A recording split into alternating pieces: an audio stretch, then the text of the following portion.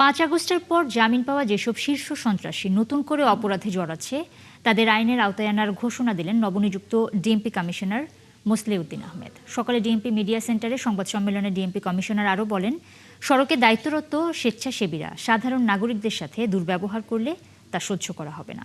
মহিম মিজানের প্রতিবেদনে বিস্তারিত। বুধবার সকালে ডিএমপি মিডিয়া সেন্টারে সাংবাদিকদের সাথে সৌজন্য সাক্ষাতে মিলিত হন ডিএমপির নবনিযুক্ত কমিশনার মোসলেউদ্দিন আহমেদ। এ সময় কিশোর গ্যাং, চাঁদাবাজ ও ছিনতাইকারীদের বিরুদ্ধে কঠোর অবস্থানের কথা জানান তিনি। সামাজিক প্রতিরোধ প্রয়োজন, কারণ কিশোর গ্যাংয়ের যে বিস্তার এটি আসলে একা পুলিশের পক্ষে কঠিন হবে, কারণ এটা যদি সমাজ থেকে প্রতিরোধ আসে তাহলে এই কিশোর গ্যাংয়ের যে অপরাধ সে অপরাধ বিস্তারে প্রতিরোধে আমরা সহায়ক ভূমিকা পালন করবে। Lily premium gold soap 24 carat gold এনে দেয় real golden glow. Mob culture নিয়েও কথা বলেন মোসলেউদ্দিন আহমেদ। বলেন, কোনোভাবেই মব সহ্য করা হবে না। তাছাড়া 5 আগস্টের পর রাজধানীর সড়কে স্বেচ্ছাসেবী হিসেবে দায়িত্বরতরা আইন ভাঙার অজুহাতে নগরবাসীর সাথে খারাপ ব্যবহার করে সেটি মেনে নেওয়া হবে না।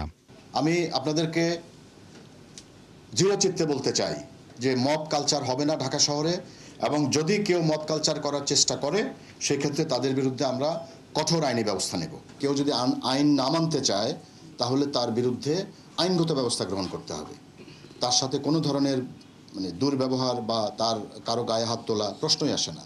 প্রেস ব্রিফিংয়ে ব্যাটারি চালিত অটোরিকশার বিরুদ্ধে অভিযান চলছে জানিয়ে বলেন, জানুয়ারি থেকে এখন পর্যন্ত প্রায় 1,74,000 অটোরিকশার বিরুদ্ধে ব্যবস্থা নেওয়া হয়েছে।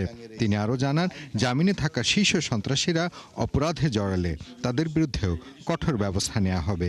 গত 5 আগস্টের গণঅভ্যুত্থানের পর দীর্ঘ 15-20 বছর ধরে কারাগারে যে শীর্ষ সন্ত্রাসী ছিল অনেকেই জামিনে মুক্ত হয়েছেন এবং অনেকে স্বাভাবিক জীবনে ফিরে আসার চেষ্টা করছেন, এবং আবার অনেকে অপরাধ জগতে সক্রিয় হওয়ার চেষ্টা করছে। তো যারা অপরাধ জগতে সক্রিয় হওয়ার চেষ্টা করছে এবং যারা অপরাধ এবং অপরাধীদের সেই গ্রুপে আবার তারা সংগঠিত করছে, তাদেরকে আমরা অবশ্যই গ্রেফতার করব।